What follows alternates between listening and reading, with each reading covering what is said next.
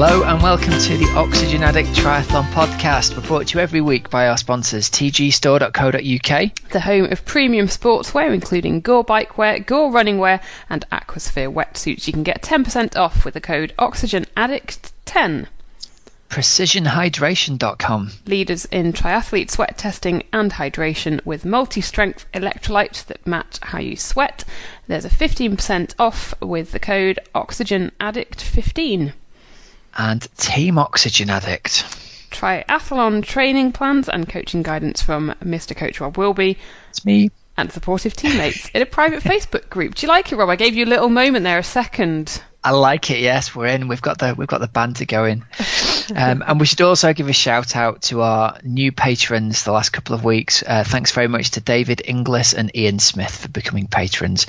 If you're interested in becoming a patron and helping the show out, you can go over and check out the page, which there's a link off the main podcast page, isn't it, Hells? But I think the address is oxygenaddict.com/patrons if things go the way they should go. Yeah, and then it appears on the right hand side. You'll see it. There we go. So, hi, Hells. Welcome to you. Welcome to the show. How have you been this week? I've been very well, Rob. Thanks. I feel excellent. I remember you saying last year, right? If you can get to Valentine's Day, then suddenly it feels like you've got through winter. And I know we're recording this a day before Valentine's Day, and suddenly today I feel like, because the sun is shining and the skies outside are blue, and I just feel like this weight off my shoulders of winter.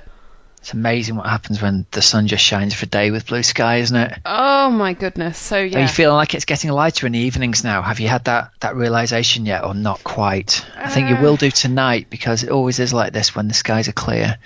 But you'll have that, oh, hang on, it used to be dark at this time. That feeling of be any time this week, and then, yahoo! Yes, I don't know. I semi did have that feeling, actually, the other day when I had a little nappette, and then I was sort of, trying to get my arse back out of bed again, and I thought... Delight. Well, I was like, oh, that is a bit strange. Now, yeah, there is a definite shift there in the hours, and it's, getting a little bit lighter. So yes, we can be happy. And Rob, I had a good run yesterday morning, and I had a bit of a nightmare this weekend, but that's boring schmoring stuff. So I was meant to do cross country on Saturday, didn't ever get there. Yeah, tell me about that. What, the car broke down, did it? It's just boring. A warning light starts coming on, and I'm like, oh no, I'm meant to be going on the motorway on Sunday.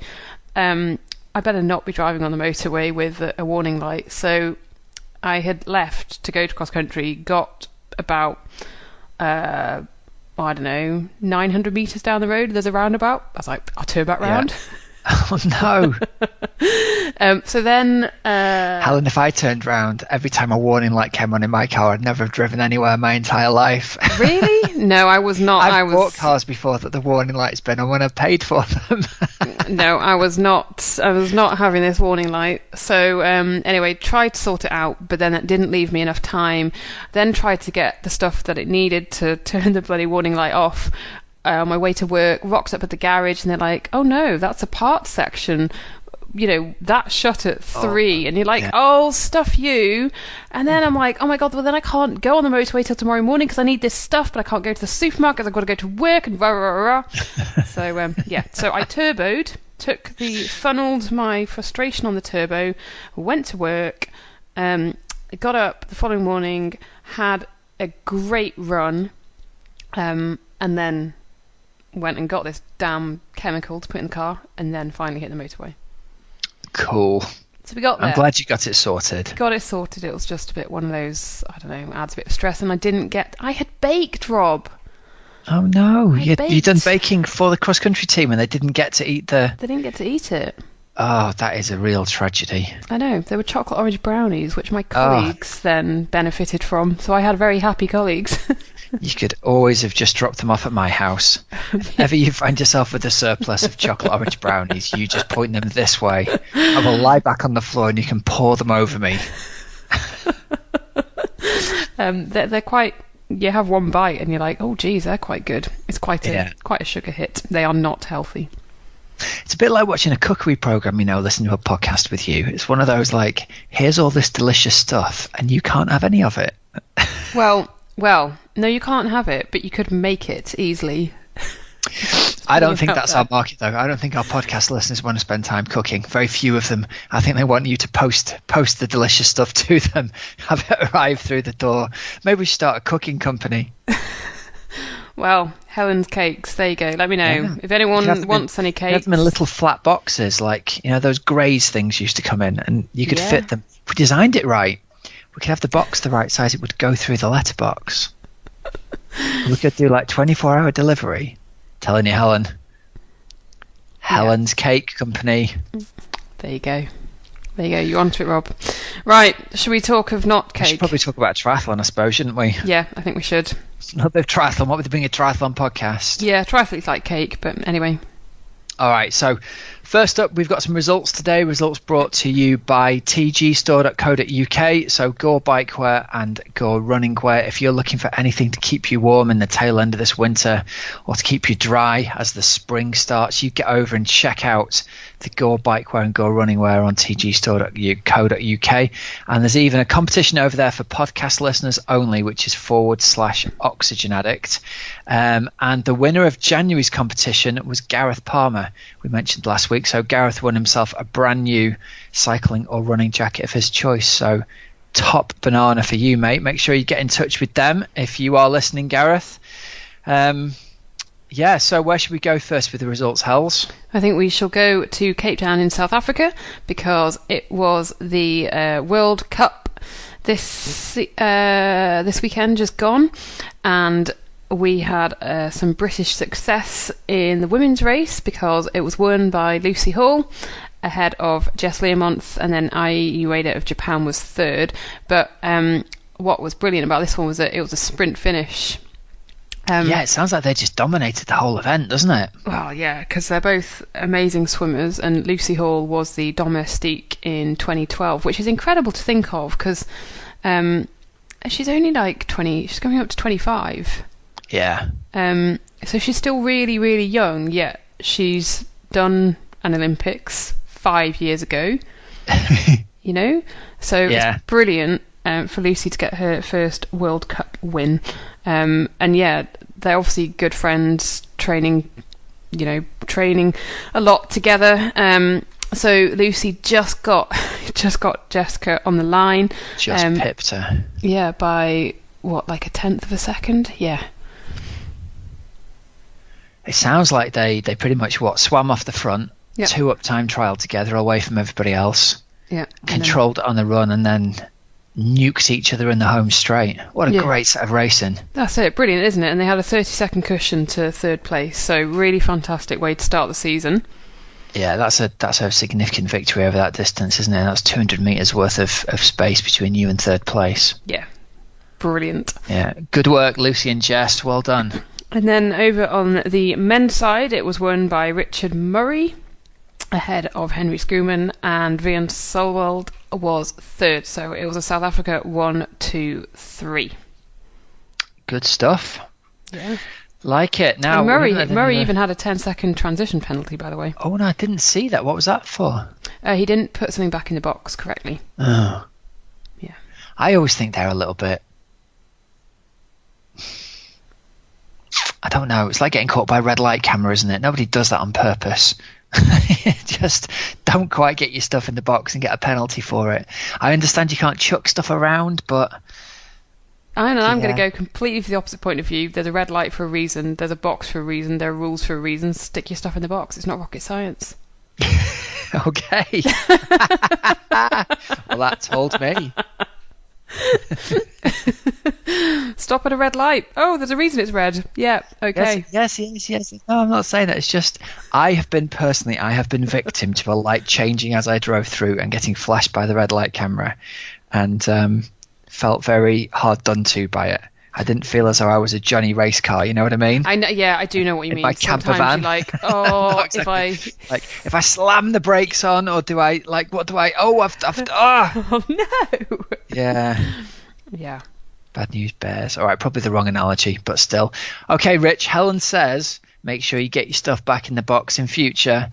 Helen, the Murinator will have no sympathy for you. Your namesake is not impressed. Oh God, watch me like get something, mess something up, Yeah. and then go, oh, you know, oh no, you should have Coming now. It's coming now for you. Do you know, once when I was in my first season, I don't know if I've told this story before, I got all excited running back into transition. I won't say which race it was. And I unclipped my helmet as I was running. And immediately as I'd done it, I thought, oh, I shouldn't have done that. And then I was maybe, I don't know, 10 meters away from where you go to, where my bike racking space was. Yeah. And I literally thought to myself, oh, I shouldn't have done that. What am I doing? And then obviously couldn't clip the damn thing back up again one-handed. And I thought, oh, I'm there at the rack now. Put the bike on the rack and heard this guy shout and looked up, and a marshal came steaming over and stood right by me. And I kind of looked at him like, I know I've done the wrong thing, but I really don't know what happens now. And I kind of got my helmet off and got my running shoes on and got ready to go. And as I started to, I was thinking, well, what happens now? Does he take my number and it gets added on the end? And he stood in front of me like, you know, when he kind of did that thing where you both go left and you both go right. Yeah, I was yeah. like, what are you doing? And he's like, you've got a 2-minute penalty.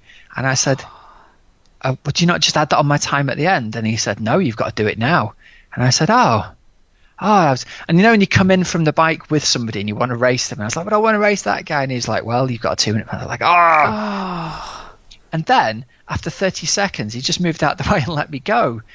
And so he held me back for 30 seconds, and I got a 2-minute time penalty stuck on my time at the end as well. And to this day, I don't know what the right thing to do should have been, whether the marshal realised he should just have taken my number and added it on the end. Maybe he should have stood there and stopped me running it. I don't know.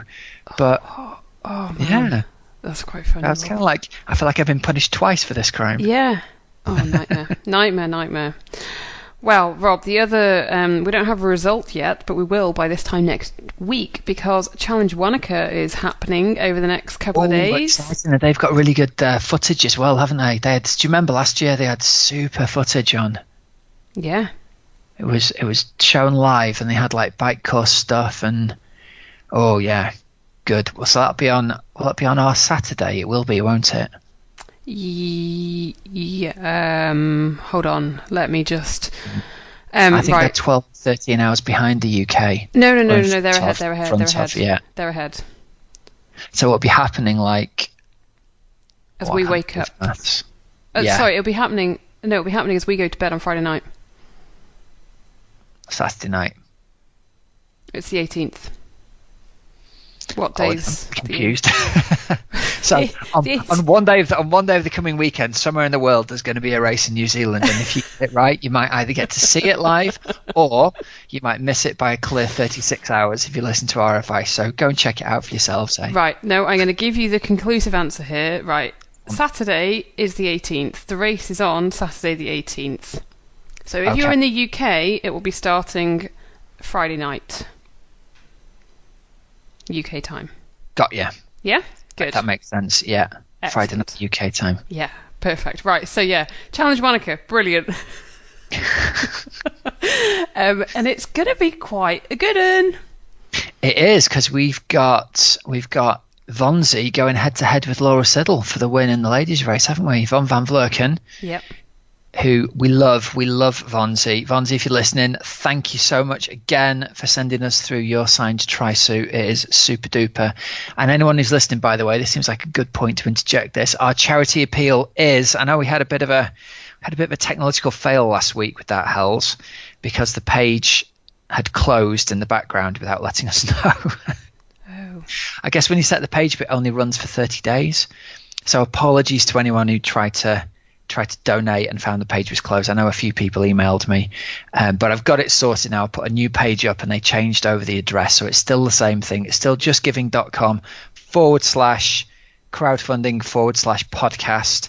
If you want to go over there and make a donation to our charity appeal for Mark Mills' family, that would be awesome. And if you donate £20 or more, you get a ticket for our prize draw, and you could win Yvonne van Vlerken's signed white tri-suit.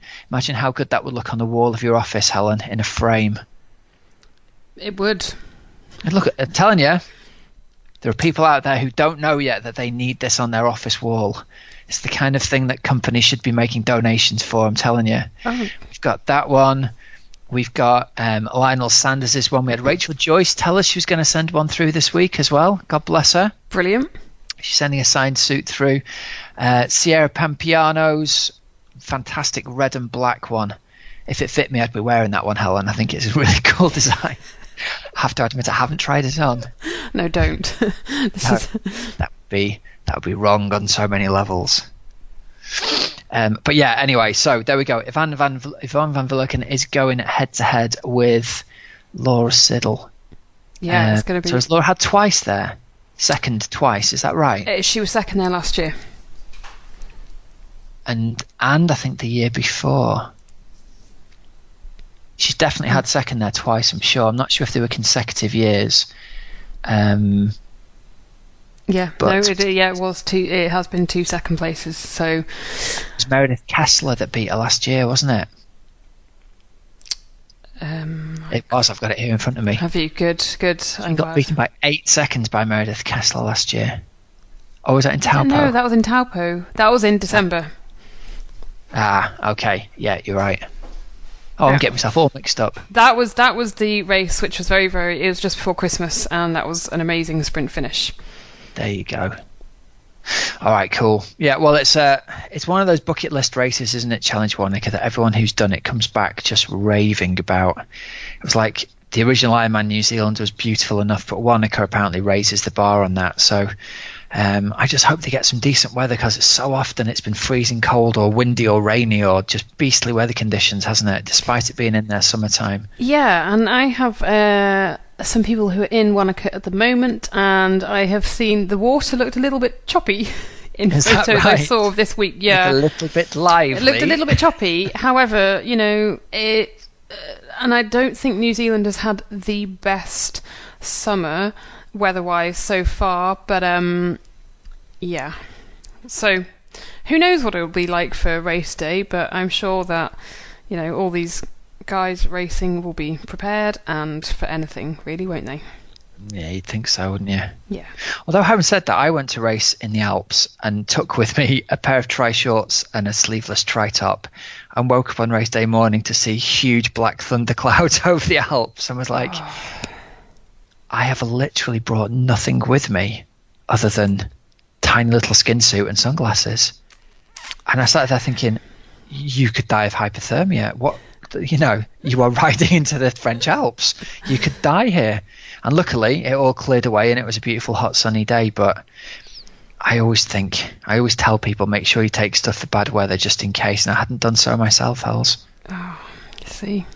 No, hopefully it'll be nice and sunny for them. And yeah, I mean, the pictures I saw were people in, obviously it looked cool, warm enough to be in sort of shorts and t-shirts, but it did look a little bit choppy, and I know that they haven't had the best few weeks of New Zealand weather.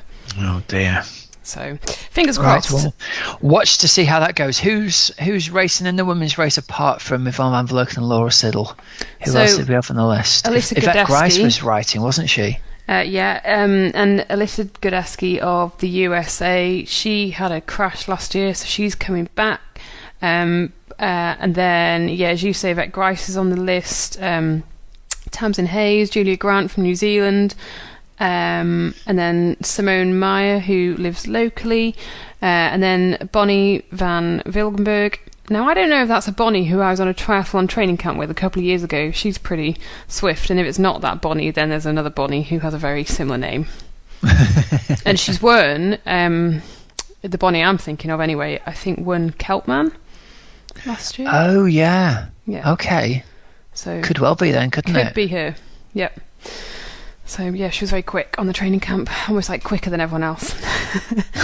Way quicker than everyone else. No surprise. So that's on the women's front. And then in the men's race, Dougal Allen, the defending champion, is back again. And then Luke McKenzie, who finished second, didn't he, at Kona. He's going to be racing, so that's kind of cool. Luke Bell is on that list. Per Bittner, so Yvonne van Vleuten's partner.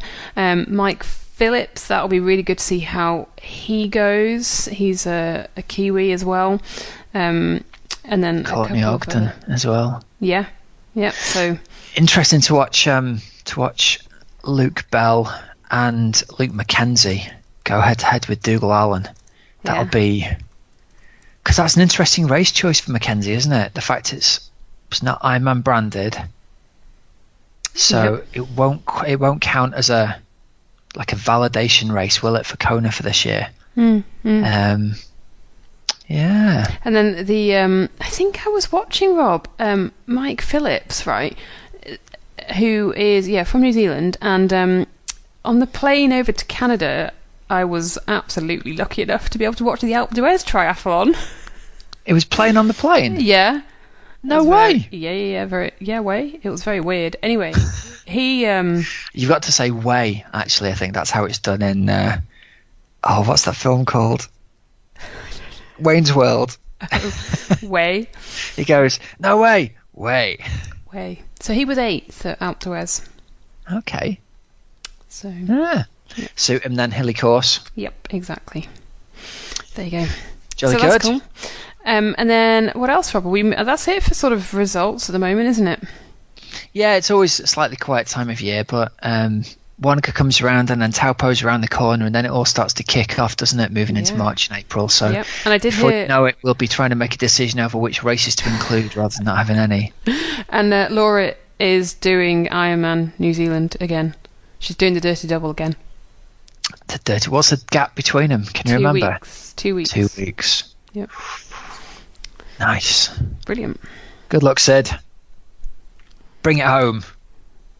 Yeah. She's got to, hasn't she? After 2 second places. Yep, definitely. I think so.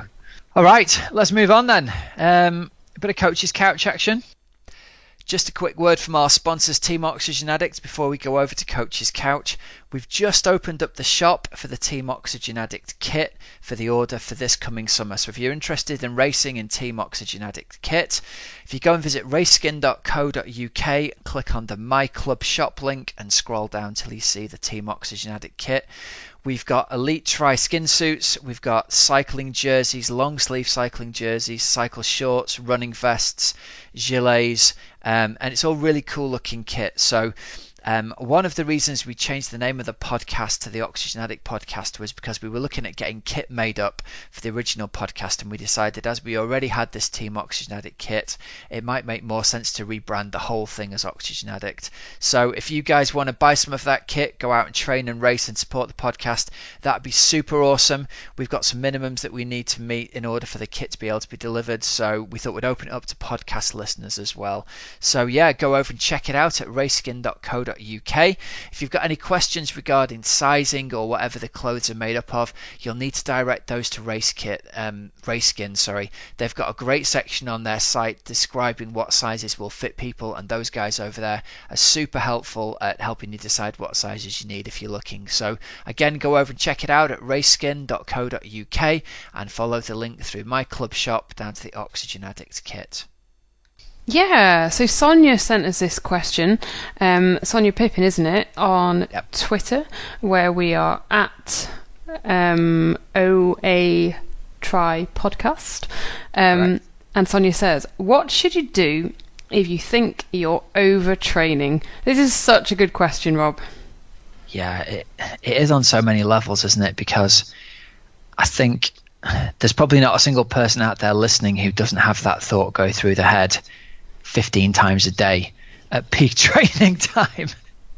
That's the first thing, isn't it? And I think what we've got to do initially is kind of lay out some ground rules for what overtraining means, because by its very definition, most triathletes are training much more than normal human beings.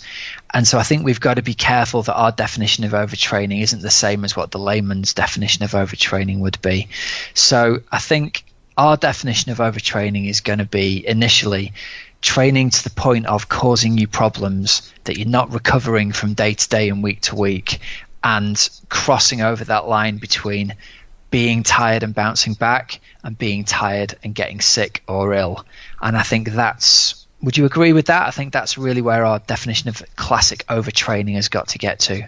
Yep, I think that is a good definition, and I think it is the recovery, isn't it? Yeah, totally. And I think I've written a few ideas down here, and as I was writing these down, that kind of crystallized in my mind. And I think what we've got to get our head around is yes, we've got to do a lot of training to do the events we want to do, especially for people who are doing an iron distance race or they're building up to the first 70.3. You will be doing a lot more training than you're used to doing, but it's really only effective if you can bounce back from day to day and if you can bounce back from week to week.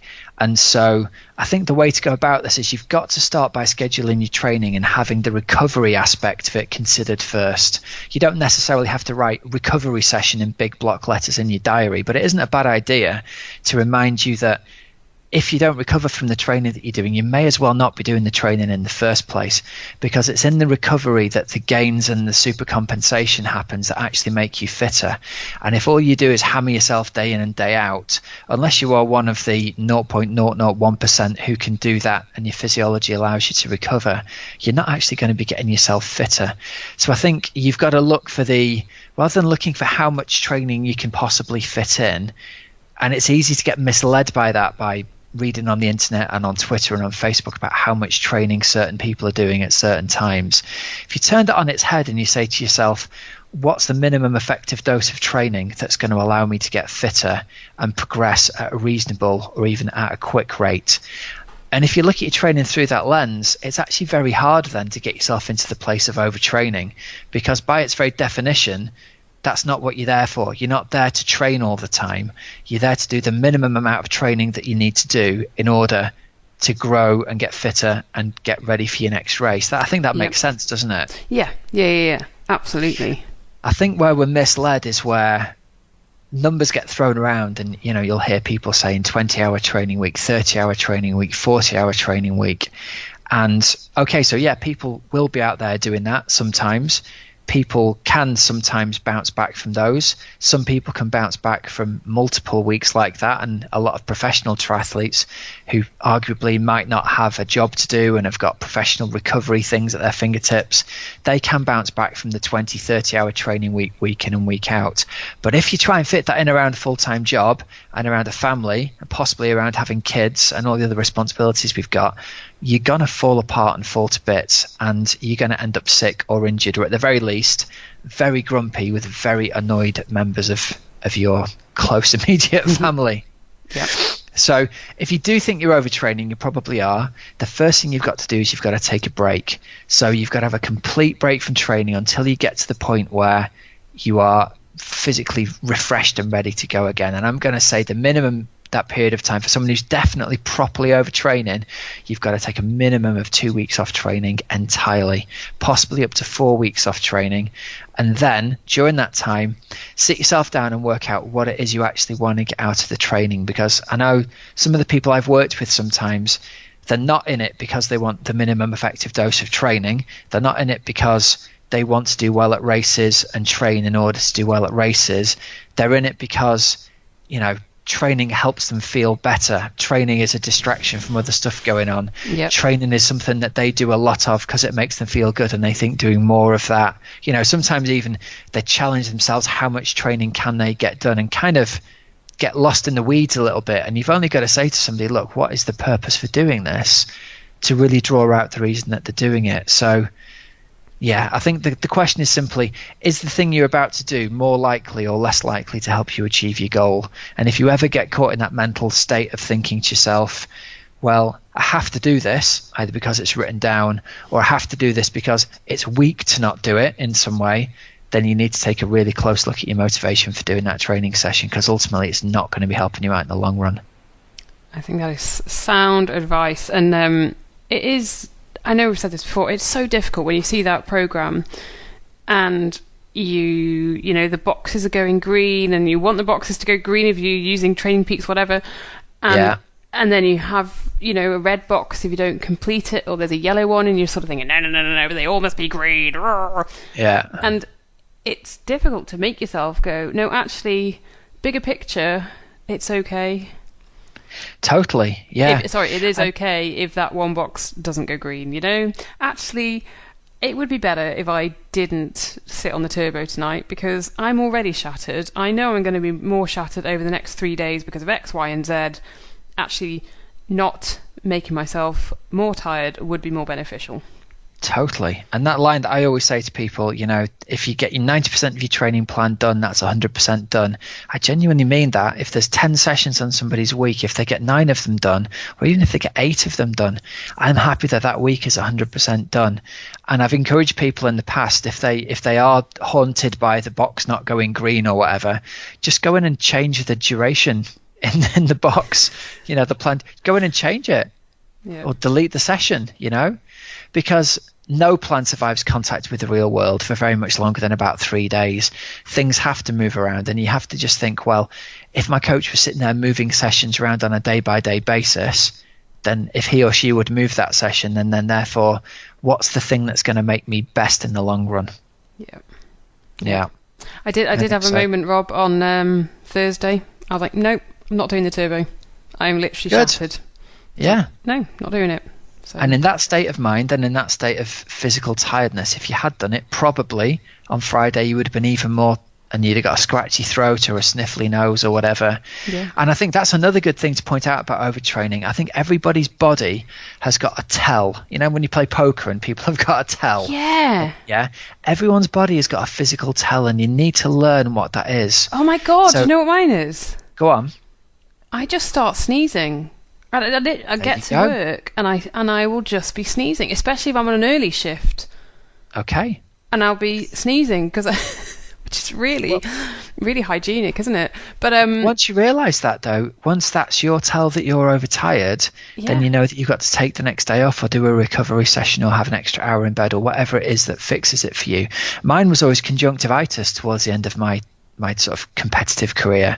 I would get conjunctivitis really badly if I overtrained, and it was a sign of, my immune system was just, because, I'm sitting here now giving people advice. Part of the reason that gives me the authority to do that is I was the worst person in the country at following that advice. Trained myself into the verge of, being off work sick on numerous occasions. So, learn from other people's experience and don't give yourself a problem, I guess, is my ultimate thing. I made some stupid mistakes, and I'll make them for you. Don't do it. But don't you think it's funny? You can sort of say, oh, no, it's not the training that's causing, the tiredness or whatever. It's everything else. It's like, well, yeah. That was a real big thing, and it is for a lot of people. I used to really resent a long day at work, meaning that I would be, and I knew I shouldn't be training, but I did anyway, because I resented the work for getting in the way. And you'd have, a long school day, and then there'd be a 3 hours parents' evening, and then you'd go out and do your 2-hour run and get back at 11:30 at night or whatever. Yeah. Be completely goosed. And people at work would say to me, "You're training too much, you are." And I always kind of took that as a badge of honor, Oh, really? I'm training too much. Well, you're just not as dedicated as me. And the reality was, looking back, those people were right. Yeah. But you sort of want to blame it on, no, I'm not. No, it would have been fine had I not had to do the parents' evening. Exactly. Yeah, it's parents' evening's fault, but I didn't do the smart thing and miss the training because of it. Yeah. It's tricky one. Okay. It's that balance thing, isn't it? We hope that you are bouncing back, Sonia. Keep us updated. Right, Hells, I think you should hit us with an interview. You should hit us with a little bit of Meredith Kessler, I reckon. Oh my God. You're going to love this interview, basically. That's all I need to say. So here coming up is the interview I did with Meredith Kessler, who is going to be racing at Ironman New Zealand in a couple of weeks' time. And I think every week we think we do these interviews to inspire you, and also in the hope that you can take things from it as well. You can learn, and my goodness, you're going to take quite a lot from this interview. Meredith Kessler, hello and welcome to the Oxygen Addict Triathlon podcast. How are you? Helen, I am doing very well, and I so appreciate being a part of this. Thanks for having me. It's an absolute pleasure to have you on. Meredith, Ironman New Zealand is going to be Ironman number 60. What the heck keeps you going for that long? I think, honestly, Helen, I might have a screw loose in my brain, and I just, I caught the Ironman bug. Let's see, I'm 38, and back when I was 21, I caught that bug. I think I used my college graduation money to purchase my first tri bike and then slapped myself in an Ironman distance as my first triathlon about 2 weeks later. And as painful as that was, and I've said this many times because the joke of that is that I did that, I was on my bike 8 hours for that Ironman in running shorts because I missed the memo that you apparently need to wear this thing called spandex, and it was so painful. But as painful as that was and like learning of that, I caught the Ironman bug, and here we are, 17, 18 years later almost, and we're at number 60. So I'm looking forward to that. It's pretty impressive because especially in a sport that takes so much out of you physically and mentally, and you look around at, say, footballers or swimmers or, swimmers are retiring early 20s, something like that. It's pretty impressive to keep going. It is, I found in the sport, and hey, listen, back when I was 21 to probably 30, I could hammer out 6 Ironmans a year, like, yeah, no problem. And as I have more birthdays, I'm like the dwindling number of Ironmans per year. Understandably, it goes down just because it's, as you know, it's much harder to recover from a full than it is a half. But yeah, I just feel like now as I get older, I feel like this sport, we really, just like you said, swimming, people hit their prime more in their 20s. And for our sport, I genuinely believe that we hit our prime between like 30 and 45. I mean it, which is scary considering like Rife is only 29. She's not even in her prime yet, or Holly Lawrence, or all those great gals that are in their 20s and they're already crushing it. Seriously, just wait until they're in their mid-30s. They're going to be crushing it even more. So I will, hopefully, by the time they hit their mid-30s, I will be well retired and eating like ice cream on the couch, or you know what I mean. But yes, it's really physical in that way. But also, as I get older, I've learned the mental side now is what helps drive. That is absolutely something I want to pick up on with you about the mental side of things in a little bit. Do you still have the same passion, would you say? Has your passion evolved as you have evolved? That is such a good question.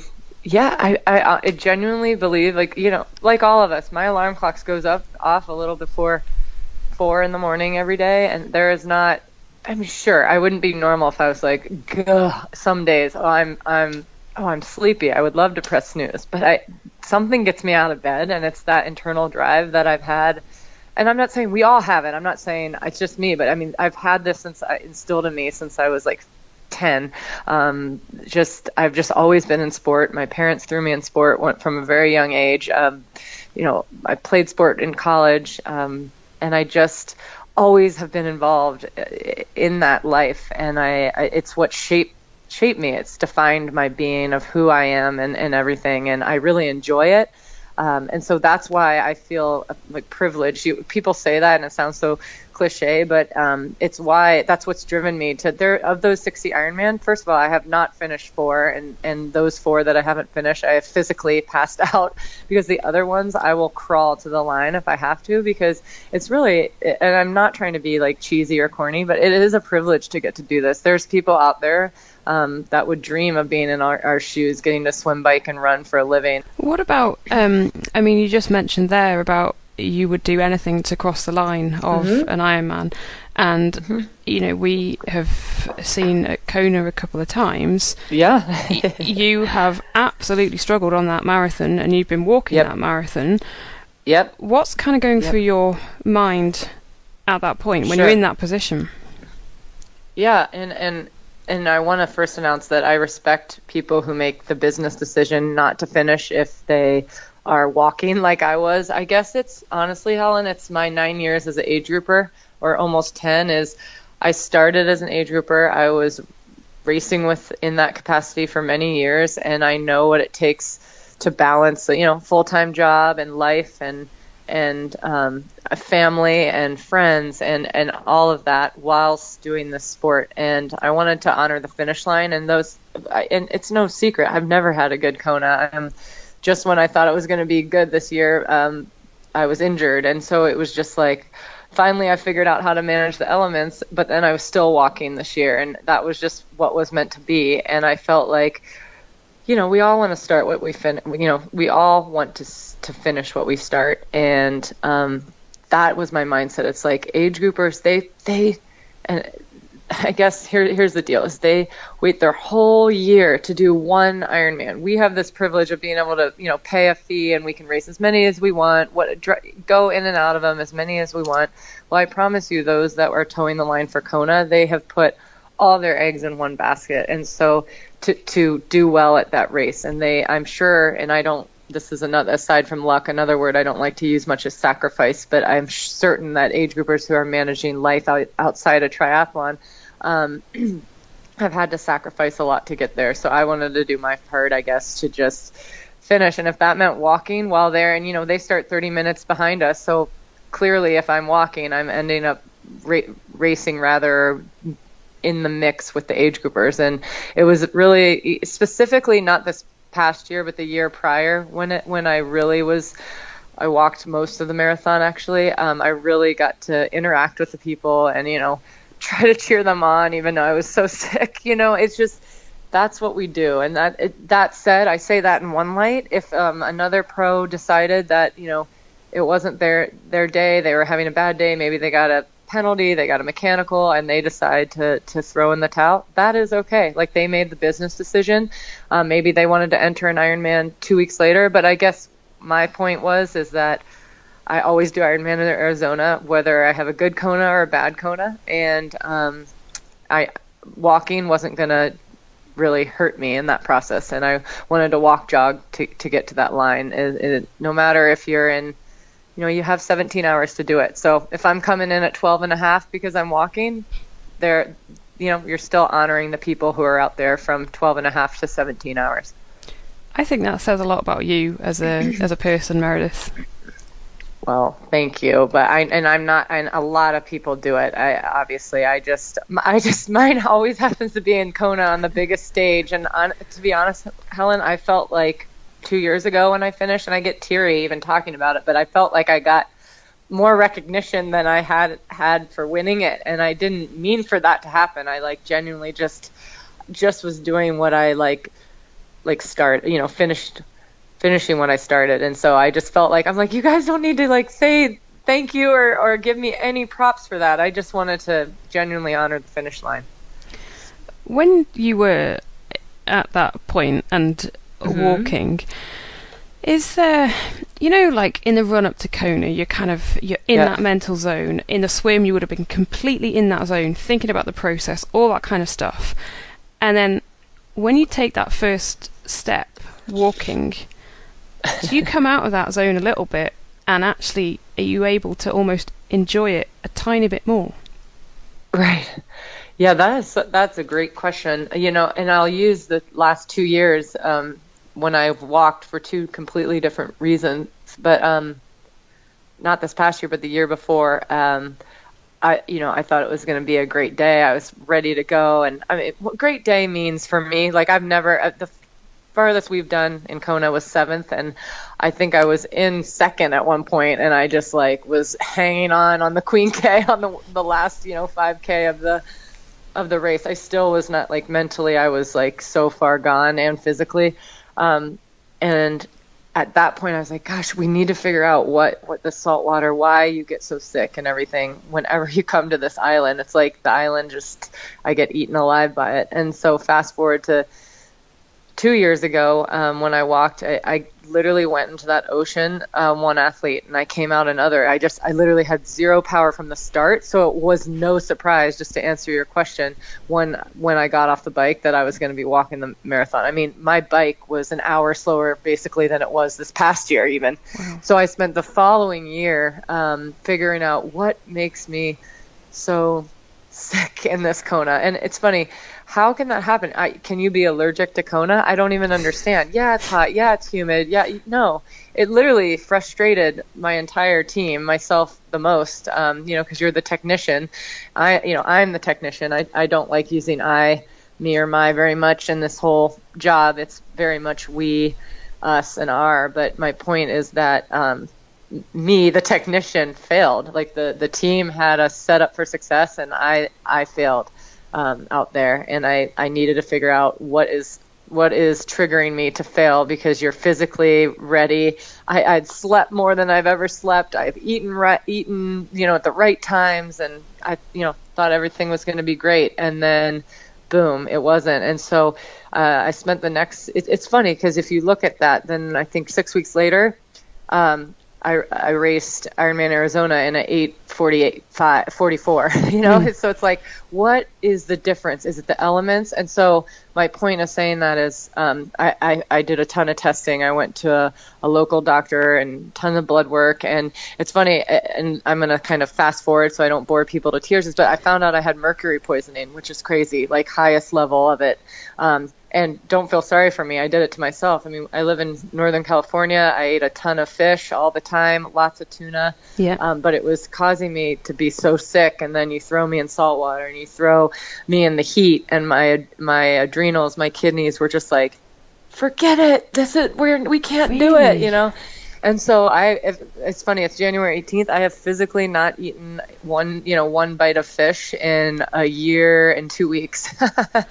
I literally had to go cold turkey. And then so between that and then hooking up with Red Bull is obviously one of my main sponsors. And I did a lot of testing with them to figure out, my hydration levels. It has nothing to do with Red Bull, the product, but I do incorporate that with water into my life. But that's a separate thing. This is more testing of my kidneys and my lactate and all that good stuff to figure out how much sweat I'm losing, how much sodium I'm losing. And then I went to Daryl Griffiths from Shots Nutrition, and we kind of dialed everything in forms of how I'm going to get my calories out there on the road, and we eliminated fructose because let me tell you, I eat sugar when I'm like a normal person. I mean, out there on the roads, when you're racing, you've got to limit that and have the proper amount of sodium. And so between the mercury and then uniting with Daryl and then my Red Bull testing, we kind of figured out a plan. So then you fast, and everything was going well. I was feeling great. I was training in the heat. Yay. Okay. And now let's fast forward to 2016 Kona. I got out of the water, and I was the same person. It was like, what's funny about it is I was most concerned about the swim for Kona. Like physically, I felt prepared in the bike and run, and sure, I was coming off a very bad injury. When I told you earlier I had to get out of Roth, I couldn't do Worlds 70.3 in Australia. I couldn't try for a 5P at Vineman 70.3. My injury happened pretty much around Ironman New Zealand last year, and I spent 2016 injured. I got very fortunate winning New Zealand in March, and it went downhill from there, and I had to take some time, July and August, and then I tried to build and prep for Kona, and I wasn't ready because I got out of that water, and I'm like, oh my gosh, we're first out of the water. This is a small miracle. I did not think that. And when I say first out of the water, okay, it's by half a second. Like basically 10 of us should have got first out of the water. For some reason, I just pranced out earlier. It was ridiculous. We all should get that title. Anyways, but then I got on the bike, and something was just like triggered out there in my leg. It was, but my head, like my normally I'm so messed up by the time I return from Javi that I can't even like speak. I'm like done. My whole kit is all salty. I like mentally, I'm just gone. Well, that wasn't the case this year. I'm like, I'm all right. I was riding with Mary Beth and Bella. We were having great camaraderie out there, and I get off the bike. I think came off the bike third, fourth, fifth. We were all in a little pack there, and I take one step, and I had known like, God, it really hurts. Can I run? And then I started to run, and I looked down at my watch, and for me, and I'm no Rinny, I would love to run around 7 minutes. I know you all do Ks. To run 7-minute miles though, or just under for someone like me, that's a 3-hour marathon. Yeah, that's great. Well, I look down at my watch, I'm going like 9:20, because I'm in so much pain. I'm like, oh my gosh. Why? Everything we were like, I knew I was starting it maybe at like a 2 out of 10, but I didn't think I'd go straight to like a 9 out of 10 pain level. So yeah, that's when I made the decision, I'm going to run. I actually in the energy lab, this is a funny side story. Leanda came up on me on the Queen K, and she's a good friend of mine, and she goes, we're run. I'm like, I'll try to run with you as long as I can, and then I need to walk to give my hamstring a break. And she said, "Can you believe I effing won this one year?" I just love her to death. I was like, yes, I can believe it. Now keep going. And she finished like a champ that she is. And I reminded her, you are a world champion, double. She just, made me laugh. And when I got to my Advil, or rather my pain meds in the energy lab, I was able to jog the way home. But, that's our sport. And honestly, Helen, people think I'm dumb, and I'm okay with that. They think it's stupid that I was vulnerable and put myself out there to fail. But that's how I roll, is I'm not afraid of failure. We all fail. It's what we do with that failure later. I've failed in the past. I'll fail in the future. That's just the way of the world. And I guess, and this is like I've always said this, is we can never let success get to our head, but we can't let failure get to our hearts. And that is so important, not only in sport, but in life. Whether it's a bad meeting at work or something in your personal life, you just can't let it define you. And so we tried to pick ourselves up. And let me tell you, the promising side, though, of Kona was, as terrible as it was, I basically got last place, right? Is that, oh my gosh, my head, I was with it. I was actually present. I was like, I can talk. I didn't even think about the heat. Let me announce, that was the first time ever. Sure, I was hot, it was windy, but it wasn't my focus. In prior years, I'm like, it's death out here, So props to Daryl and Red Bull and my local doctor who figured out my drama. And so then I got to Arizona, and I was like, oh my gosh, Arizona is my jam. For some reason, I can't go in an organic saltwater ocean and feel like myself, but I can go in a man-made lake with dead animals in it, and I feel great. And and Arizona worked out. I had to give up, another race I had to give up was Island House Try, and I just, once again, I don't use that sacrifice, but there's no way, if I can't even run Ironman pace, how am I going to run? You might struggle against distance. Gwen. Yeah, please, all of those gals, there's no way. And so I had to give that race up and focus on Arizona. And, I kind of had a replay of Kona at Arizona. When I got off the bike, I was like, it still hurts. But I looked down at my watch, and I was like, all right, well, you're going 6:40 pace. How long can you withstand the pain? And then I swear, Helen, this goes back to how people say you shouldn't even start the race if you're injured, or if you, but we all should use races. Not everyone's different. I use races to find out, sure, where I am in fitness, but where I am in injury. And honestly, I think Arizona, and then backing it up with Taupo half, I genuinely think it helped heal my injury, because at mile 18 of Arizona, I was like, well, I'm numb all around, and it ended up being a good day for us, and it was worth it. And I wasn't worse after the race, and if anything, I feel like my injury got a little bit better. So it's very strange how that works, but sometimes I think we need to test it. Sometimes it works out, and sometimes it fails, like it did for me in Kona. And that went on way too long. I'm sorry.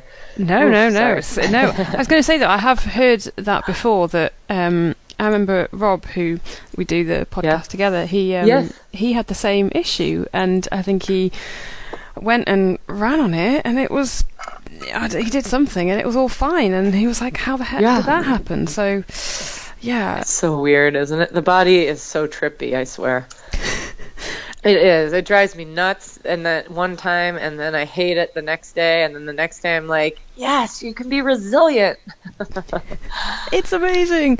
Let's touch on the mental side of things then, because I know one of the listeners, Neil, who had got in touch, and he said that he was out running yesterday in the sun, probably not yesterday because it's not been particularly sunny here, and letting my mind drift. It dawned upon me that all the running, biking and swimming in the world doesn't prepare you for the mental anguish of the last 10 miles of an Ironman. Using whatever trick you can, you must divert attention from the burning legs and lungs and push on through. So, do you have any, what mental tactics do you use? Yeah. So my one as of late, I'd say in my older years as I've learned, and I can give you one from when I was like 21 and 22 is when you're young and vibrant. You almost don't even get to that dark goth place. But I remember I definitely did, my first Ironman especially.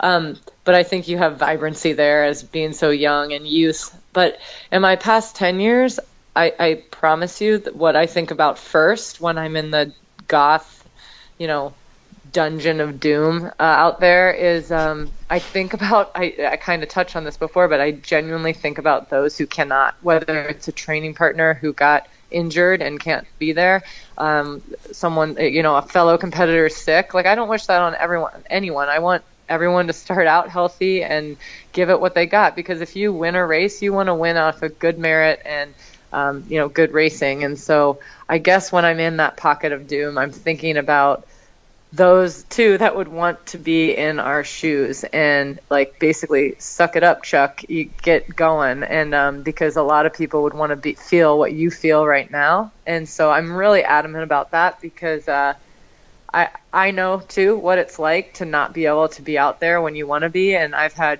peers and colleagues, right, that race that have had to take a year or a year and a half off because they're injured. I think of Helly Fredrickson or Lindsay Corbin, like they would dream of being, when they were injured in previous years. And I think of, my God, they would like love to be out here right now. So quit your complaining, quit your whining, and start running or whatever it is, and eat more. Like I eat, you can tell Neil, grab some calories, grab some hydration, and get going. What about those mornings when you just don't want to move from under that duvet, even if your alarm's going beep, beep, beep, beep, beep, beep, beep, beep, beep, beep, beep at 4 a.m.?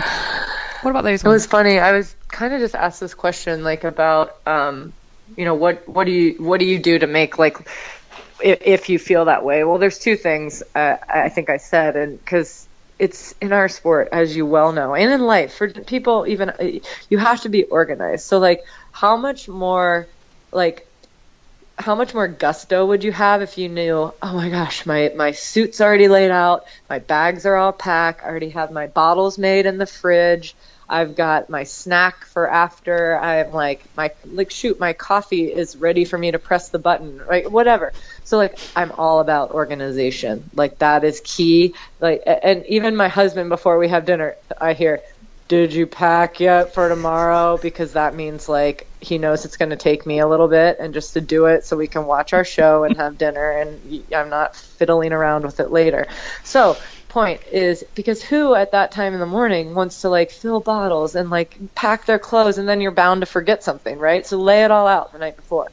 That was number one. And the second thing is of most important, as I have in 3 different areas of my place, and this is it's not even a saying, it's just like a few words that I have it in 3 places in my life. It's on my alarm clock, on my refrigerator, and on where I brush my teeth, like just in the corner of a mirror. You can barely see it, and it just says, or rather you can see it, but like if we have guests, I can easily take it down so it's not annoyingly weird. But it says, remember what you feel like after. And that's all. It's just, I had it honestly in high school. I'd run 10 miles before school. Just like that was my like feel good, wake up time, think about life, plan your to-do list, whatever it is. And then I'd go to school. And, I have it in those 3 places still at 38 years old. Just remember what you feel like after. It's because it's painful at that moment to get up when you want to stay cozy, but then once your heart gets going and you have a purpose and you're for me, it's my job and livelihood too. And I enjoy it, but I know that when I get up and do it, I'm going to be better for it later, or better in that race. And you do better in racing, you're able to, have more lucrative life in triathlon. And so that doesn't mean that there's days. I also have a luxury of, if I wanted to train at 9 a.m., I could, but I also have training partners that have full-time jobs and they need to train early, and I want to train with them. So remember what you feel like after, and that always gets me out of bed no matter what. I love that tip. I'm going to take that one to bed with me tonight. Ready Slap for the morning. it on your, like when you open one eye in the morning, it's like, remember what you feel like after. Oh, yes, get up. Totally. So when you were like a teenager and, late teens, Yeah. obviously doing lots of sport, at that point, did you think, I want to be a professional sports person? You know what? I didn't know it was like, gosh, I always dreamed of being a professional athlete, whatever sport I could muster. I grew up playing soccer. I grew up swimming. And it's funny, I went to a high school that didn't have soccer, but it had field hockey. So I had to switch sports to field hockey, still swam. But then in college, I ended up getting a scholarship for field hockey, which was awesome. And I chose that specifically over swimming because it was more teamy, and I found swimming, which I loved, but it's so individual, and I kind of knew that after college, unless I played field hockey for the Olympic team, and I didn't, there's no real pro field hockey life, and I wasn't good enough to, or nor did I want to be. That wasn't my thing, to be, a pro swimmer, if you will, and so. Then when I was telling you I was 21 and I had heard of Ironman, I had seen Kona on TV. I'm like, you know what? There was a local Ironman close to where I live in Ohio, and I was like, I'm going to do it. And that's when I bought the bike, and it was actually very fun, but to think of 8 hours on the bike, your first one, never been on a tri bike before, like aero position, what? So it was like, as I was like, go like kind of swerving in and out in aero position, my first race, I was like, maybe I should have started with an Olympic distance, but that's okay. So I always knew that I wanted to be like an athlete. I just didn't know how I could do it. And then even when I started that back when I was 21, never in a million years did I think I could make my hobby my job. It became my hobby, and then it got more and more my hobby, and then it was like 9 years. I was like, oh my gosh, I can do this pro thing now with it. So then I did, but I never really felt like a true pro, because my first 2 years of being a professional, I had a full-time job as well. And so it never really felt official until you omitted that, say 60-hour work week, and could solely, I just remember swimming in the pool at like 9 a.m. on a weekday and being like, this is so trippy. What's happening here? Just, you know what I mean? It's just, yeah. It's like, it never felt official until then. And now here we are 8 years later. And it's like, it's funny. I can't imagine what I would do if I had those 60 hours back, but you adjust as needed, and you have to set the foundation up and everything. So, I'm very thankful that at 38 I can still do it. And I hope to be able to do it into my 40s. Yeah. That's awesome. And how did you used to have like 3 jobs at once while you were training still as an age you're grouper? so good you're so good to remember. But understandably, and we are coming out with a Life of Triathlete business side book coming out, because understandably pros, they think that once they can get their pro card, they're suddenly going to make $100,000 a year or whatever it is, and they're good to go, they're ready. But unfortunately, in our sport, we're all squirrels trying to get a nut with sponsors and everything. It just doesn't work like that. So when I say you got to set the foundation up, and this is what we learned and what we've written down, and that's why I wanted to share it with future pros, is that, I worked in finance at RBC Capital Markets, and then I also coached 12 people, and 12 is, by the way, coaches are awesome. Like 12 was my absolute max, just because it's, understandably it's a lot. And then I taught cycling classes at indoor CompuTrainer place, and indoor cycling studio. And so then I was a pro triathlete. So I was nutty, though, with those 4 things. And then you have to take a bird's eye view at your life and be like, all right, something's got to go. And so I dwindled the big thing first, which was the finance, right? The RBC. That went away. But for a good other year and a half or so, I was coaching, teaching, and then pro triathlons. Do you ever miss the corporate world in the sense that you had been working in it? Mm-hmm. Do you ever think, what if? Great question, Helen. Yeah, you know what? I don't even blink about it. because it was such a big part of my life for so long, and I loved it. And particularly, I loved my team, my colleagues, my boss. Oh my gosh, I still think about them and miss them. But hopefully, even though I know I'd have to go back down many levels in tier, if the time ever came where I got the urge to come back, in years down the road, I could. But honestly, now that I've been so involved heavily in the triathlon industry for so long, I can't imagine not being in it in some capacity going forward, and now certainly. You mentioned coaching, and you were with Matt Dixon for most of your pro career, weren't you? But you sort of left him, last year? So how is your coaching working now, and what did you learn from Matt? Oh, so much. I was with Matt for nearly a decade, most of my age group years. And then I guess I've been without him just about 2 years or a year and a half, give or take. And he taught me so much. I mean, he knows that our brand is balance, and it's always been. And what I loved and appreciate about Matt is that he understood that I wasn't going to miss a girls' dinner, and I wasn't going to miss my best friend's 2-year-old birthday party, and I wasn't going to miss a wedding.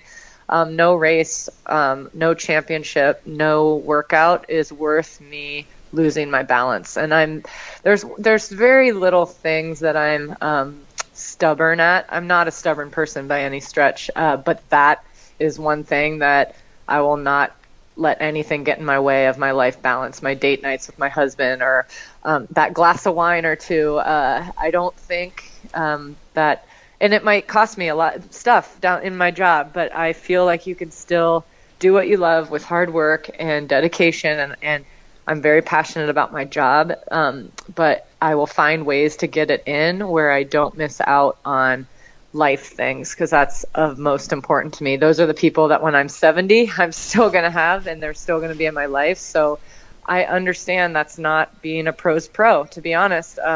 People are like, wait, are you racing? Yeah, I got an Ironman. I am just efficient in my training right now. I'm 38. I know what to do. I have the tribe. Leaving Matt was very hard for me. It's still hard for me, to be honest. I still think about my time with Purple Patch and our 10 years together. It's just we were two businesses going separate directions, and we left amicably, and he's still like a family member, and I will ping him if I ever need advice or anything. But he's always going to hold a very special, place in my heart and in my career. That's for sure. Since I have left the Purple Patch umbrella, basically Kate has always been my strength coach for the past 8 years. But then I've asked her the last year and a half plus since I left Matt to just monitor the bike, and she's my strength coach. So I see her a lot during the week, and she knows what makes me suffer and what makes me tick, and so that's been really great. So she's like my strength bike person. And then Jerry Rodriguez out of Tower 26 in LA. Yep.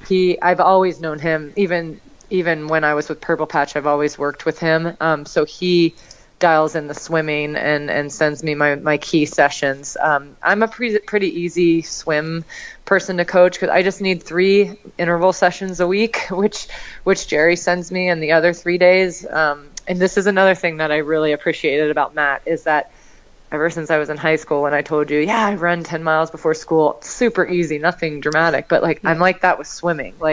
I can swim, I like what we call MBK swims, and all my close people, at least Hillary Biscay, who's one of my best friends, she's the only other person in this world who would do these with me, 5, 10K, just straight swimming. We're talking back and forth. It's just my yoga time. I just feel very at peace and chill. It's just my chi enriching time. Other people would probably get that in a run or something. So I totally get what you get what I mean, right? Yeah, you just happen to have it in a pool. Yeah. So Jerry's been great. And then I just started working with Sean Jefferson, who I have been eyeing for so long just to try to work with, but I never felt comfortable asking him, because I just couldn't properly run train last year. I was just trying to get by on with my injury, and he works with Holly Lawrence, and she and I are close, and I said, Holly, I need some Ironman training help, and I've been watching Sean. You okay with this? She said, Mare, of course. So Sean, now that I can properly run train, he's been great the last few weeks. Like we're all trying for that best marathon within an Ironman, and so I'm hopeful between his expertise and knowledge, I can try to do the best I can now that I feel so much better. It's amazing how much better we can run when we are, our body's behaving, if you will. You mentioned the strength and conditioning. Did you do much when you were an age grouper? And what does a sort of typical session for you look like? Did you do, a couple a week? Yep. So I'm about 75 minutes with Kate twice a week. And then I do core on my own, another, 30, 40 minutes a third time a week. Let me answer your question about the age grouper. That was one thing, and I bet you most age groupers will say the same. That's the one. And by the way, if I were an age grouper now, I'd think differently. But that's the first thing as an age grouper, understandably, to go, because, right, you want to be so efficient in your day and in your life. And it's like, shoot, I need to get this 30-minute run in. Forget strength training. Even with Rich, he just is so busy. He's a CEO. It's like he physically does not have time to get, he's a father of two, a husband. It's like, how do you find that 2 hours a week or whatever it is to get it in? And so to answer your question, right, when I was an age grouper, that was minimal. I did core a couple times a week for 15 minutes. And then I think towards the tail end of it, obviously once I met Kate, so that was probably 6 years ago, I've been religious about it, because I really do believe, that it prevents injury, and it obviously keeps, we do a lot of stability and mobility and a lot of balancing and, engaging the core and the hip flexors. And for me right now, my butt cheeks, just to keep the hamstrings healthy and all that stuff. So it's marquee. So I would rather now give up that run if I need to get the strength in.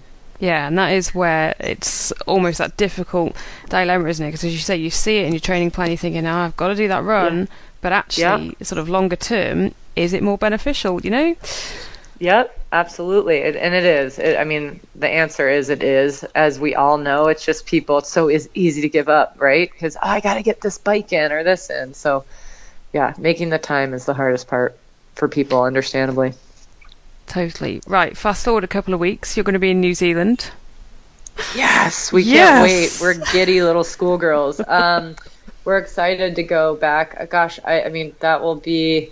Erin and I were laughing because it'll be I've raced in Taupo 5 times for the full and twice for the half. So 7 times in Taupo, but I've done Auckland twice too. So 9 times to North Island, and we've never been to South Island. That's terrible, right? So we're going to venture out to South Island after the race this year finally, and try to scope out, just see what we always hear about. So I look forward to that, but we're excited to get back to our home away from home. And we keep saying, we got to look for real estate this time. Someday.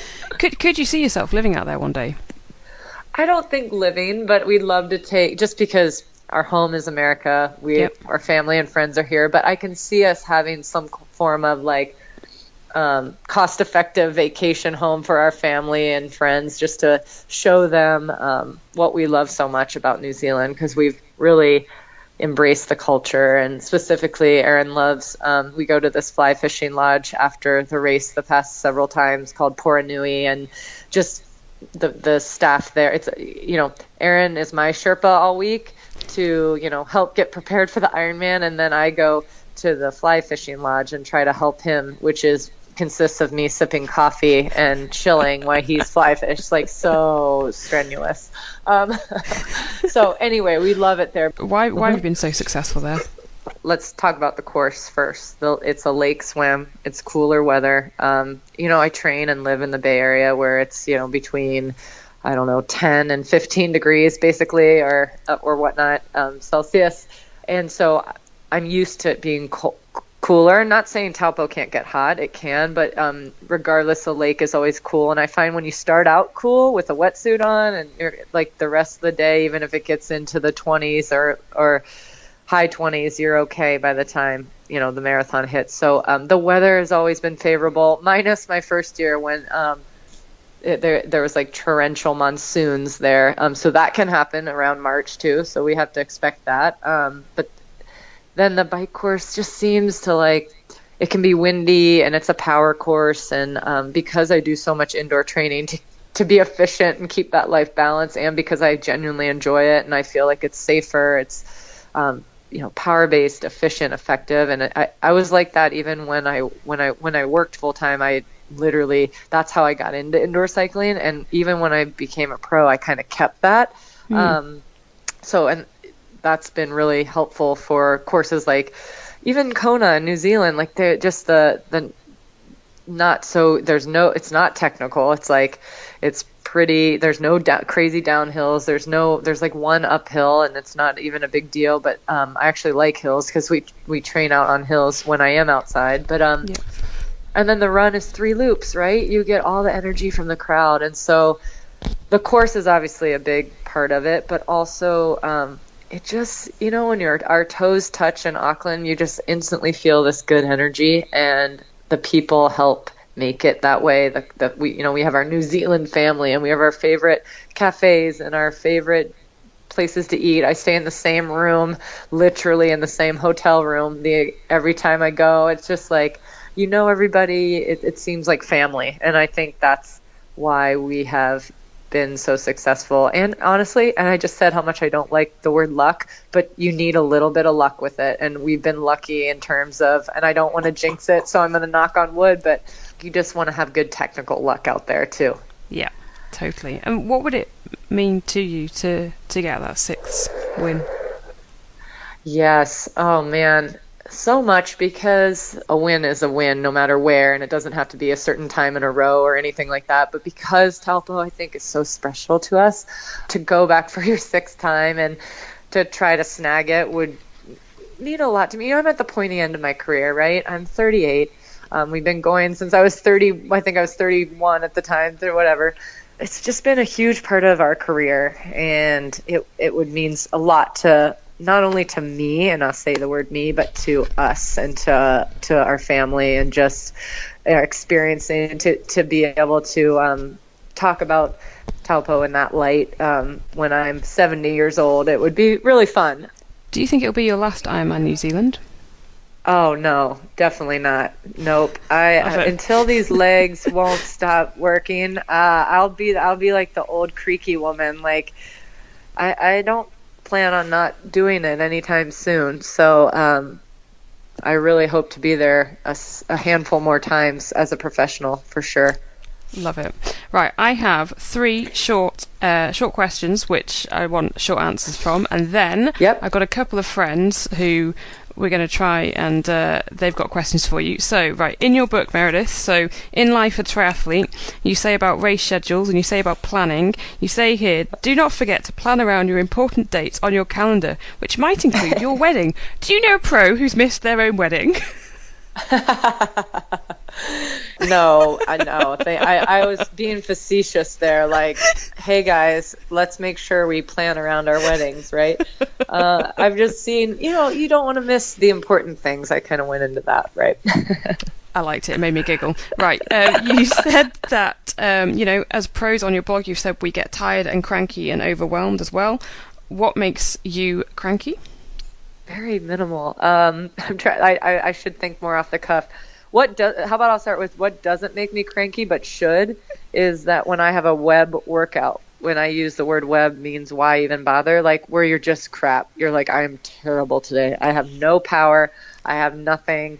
And I've seen, understandably, people that they just get, it's like a bad business meeting. They stink, they're like, it just didn't go well. And so, but I honestly am like, well, that stunk, on to the next day. And so I don't let that get me cranky. Right, final quick fire last question is, Sure. When is your next book in the Life of a Triathlete manuals coming out?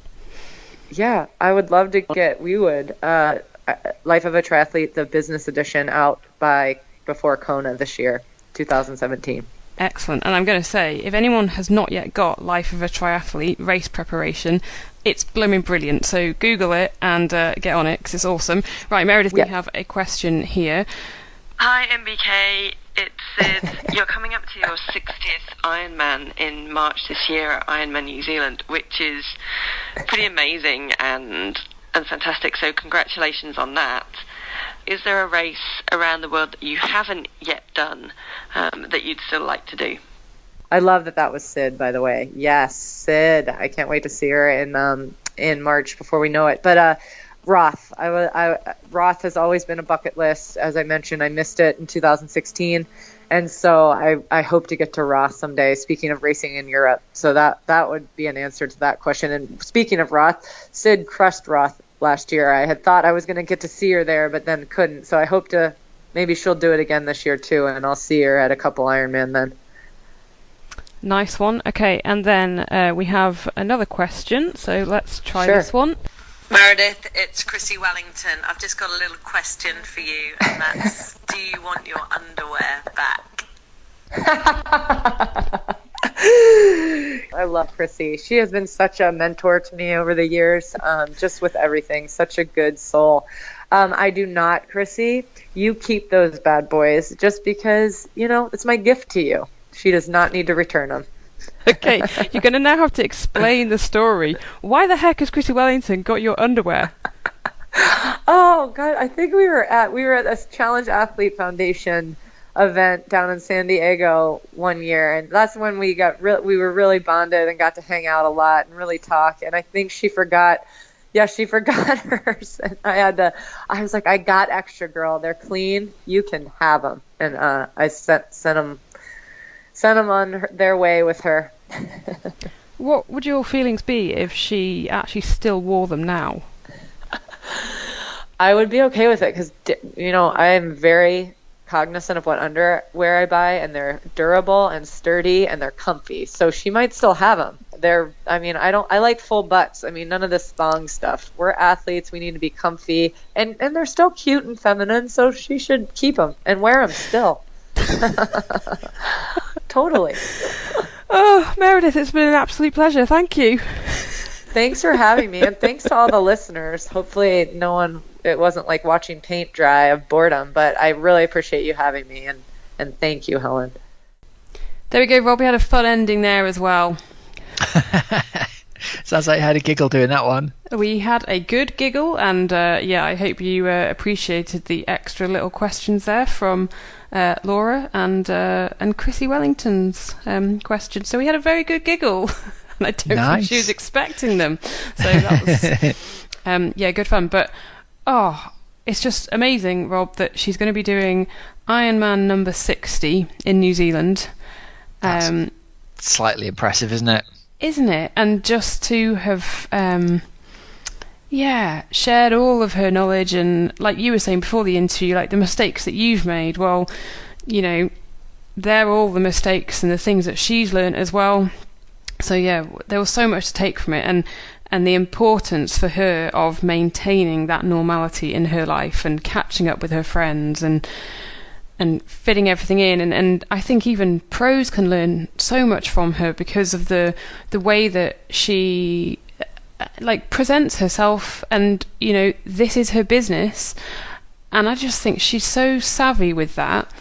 And the amount of work that you've got to put in to get those outcomes as well. So not just getting across the finish line and winning, but actually, how do you get there with all those people around you, with all the sponsors, with all the extra work that's got to go into it? So brilliant interview. Really, really enjoyed taking the time to talk with Meredith, and I especially loved her web workouts, Rob. Her why even bother.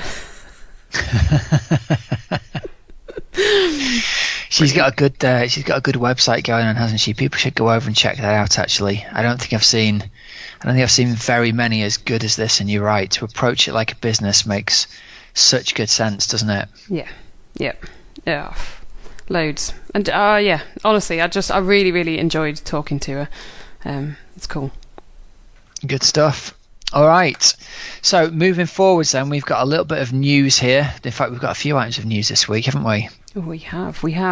Shall we start off with, first of all, a little quick one, in that Jane Handsome, who we have had on the podcast, has launched Team Sponge.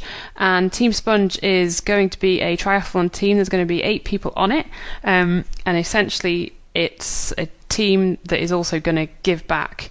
So they're saying it's like Try for Good. And they will. Is it a charity, like a charity race team? They're gonna, primary focus of it, or is it like a performance team that are also raising money for charity? Bit of both, is it?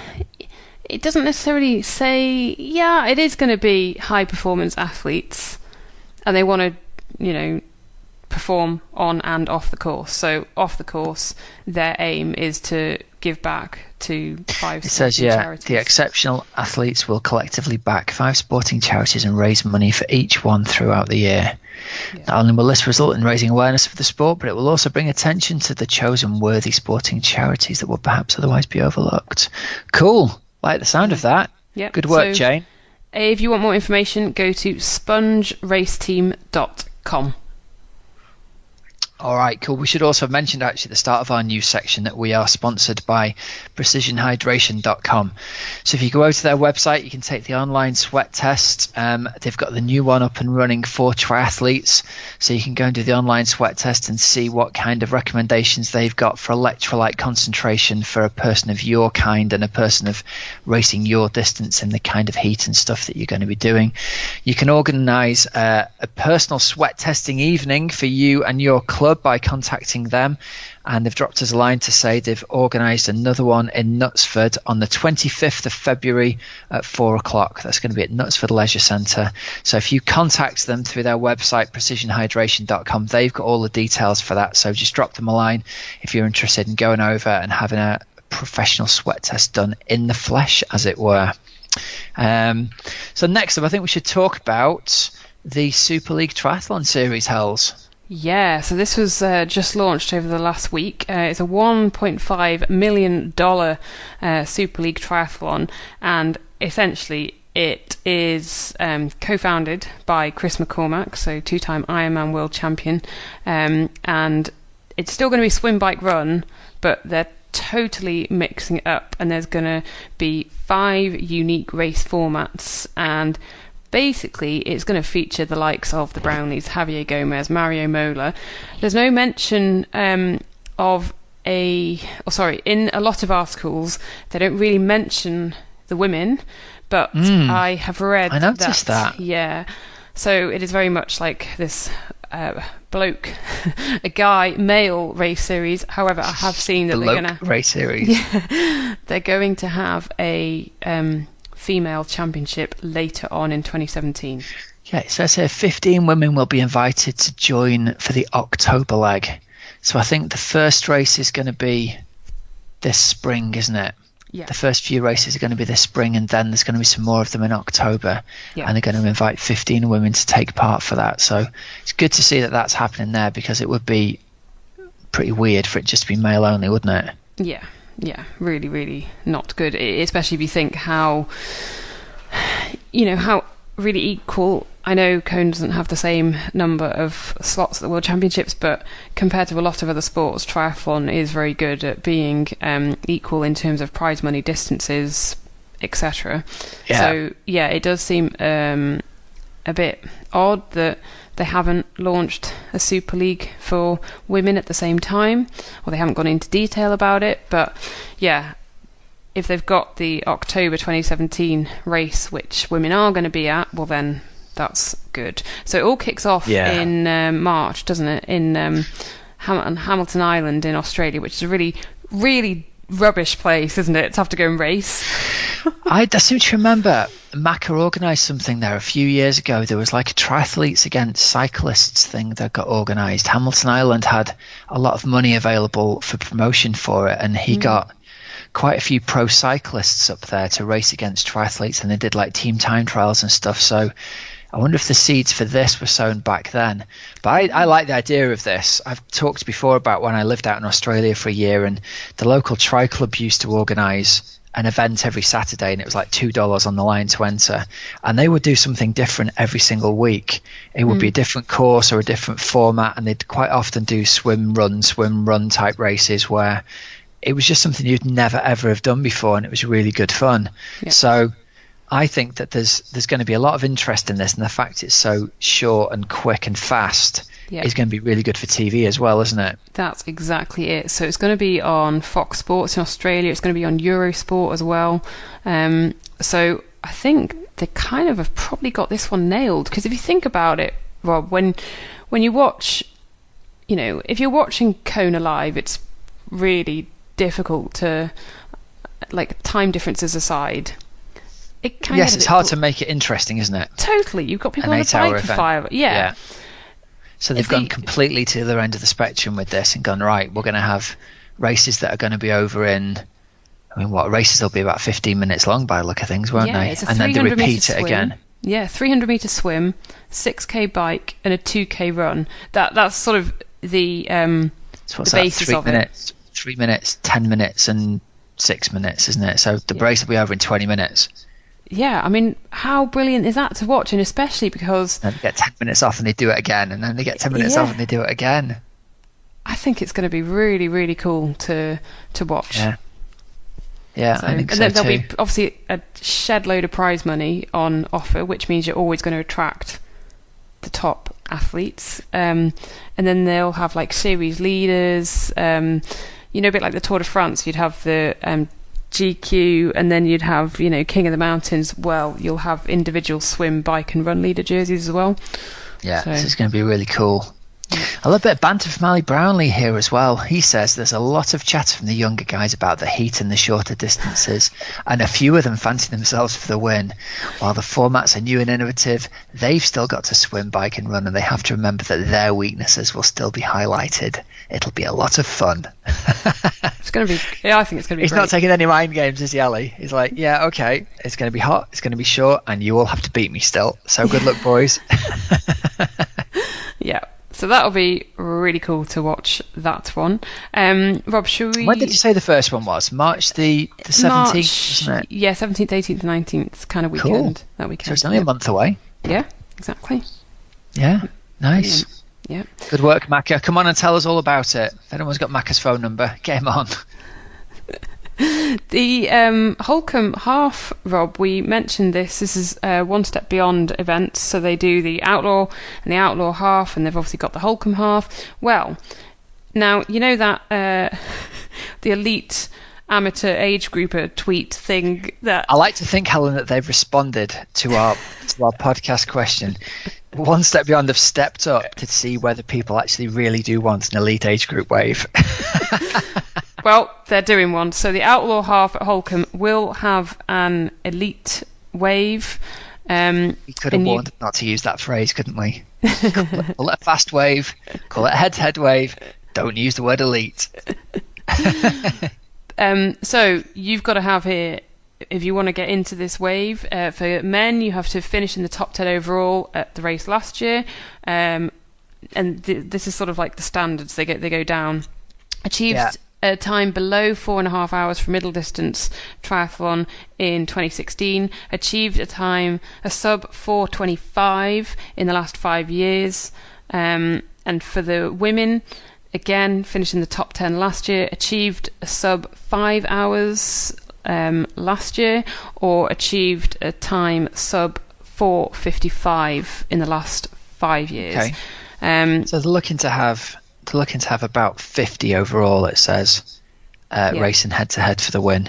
So I think that's a pretty good idea. I think more races should do that. I think if you think you're in with a shout of the overall, get yourself entered in and race head-to-head with people, because there's nothing worse, is there, than being in wave 4, and because of, like for me, being an old git, you get stuck in wave 4 or wave 5 or whatever, and don't really get the chance to race against people. Yeah, it's interesting here. They say competitors can opt into the elite wave, and it's not necessary to have a professional racing license or to have raced pro previously. You won't be eligible for age group prizes, but you will have separate prizes for the overall top competitors. Yeah. And competitors so if you don't go into the elite wave and you race in the other waves, then you are not eligible for the overall prizes. Yeah. Which Fair makes enough, I total think. sense. Yep. Yeah, Absolutely. you think you're in with a shout of winning overall, go head to head with the other people who are in with a shout of winning and get to race people. I think that's good. I think a lot of people who are at the sharper end of age group competition will really appreciate that. That's blinking quick. But if you want more information, you can go to www.osbevents.com, and you can also email info@osbevents.com by the 15th of March. That's where to send your application. Cool stuff. Right, Helen, a bit of a giggle to leave people with this week. I found this article on Slow Twitch earlier on today. A swimmer in Germany in Germany had the police called on him because he was swimming front crawl in the wrong lane in the pool and was splashing people as he went by. Oh. And the poor manager called the police to come and get him and move him out of the lane. Apparently it's a big problem in Germany, it says in the article, that people swim and splash in the wrong lanes and people get upset and older people get their hair wet, and I wouldn't have thought it was one. So there you go. For all of you out there who hate swimming, get yourself over to Germany, because if you even try and swim front crawl, the police will get called on you. That's the kind of response you want, isn't it? Yeah.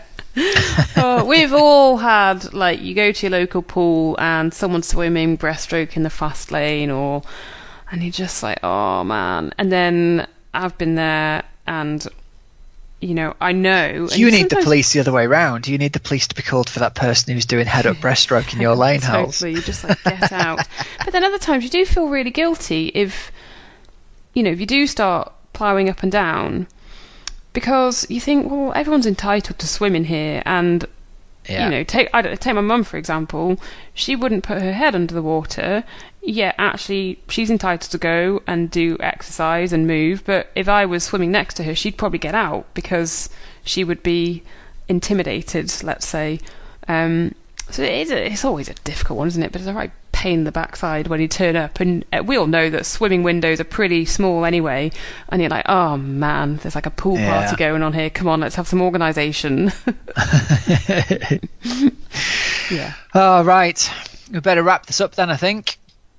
That's pretty much all the time we've got for this week, isn't it? Just a final shout out for our charity appeal. If you visit justgiving.com/crowdfunding/podcast, you could win signed tri-suit from Yvonne Van Vlerken, Lionel Sanders, Sarah Piampiano, Rachel Joyce, books from John McAvoy, £100 voucher for TG Store, and £100 voucher for a pro sweat test from Precision Hydration, Hocker running kit from Kevin Collington, signed backpacks from Kevin Collington, a host of other stuff as well. So if you can see your way clear to doing that, we'd be very, very grateful indeed.